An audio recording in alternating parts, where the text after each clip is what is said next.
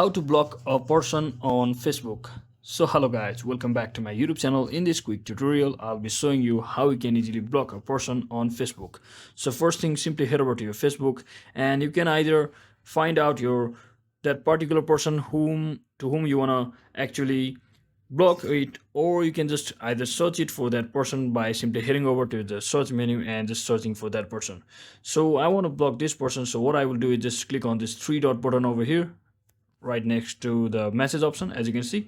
So once you click on it, you will see this block option. Just simply tap on it and just click on block, and it will automatically block this user. So you just have to wait for a few seconds, and just like that, you have successfully blocked that particular person, and from now on you will not be seeing, or they will not be seeing, any of the posts from each other, and you can't message or call to each other just like this.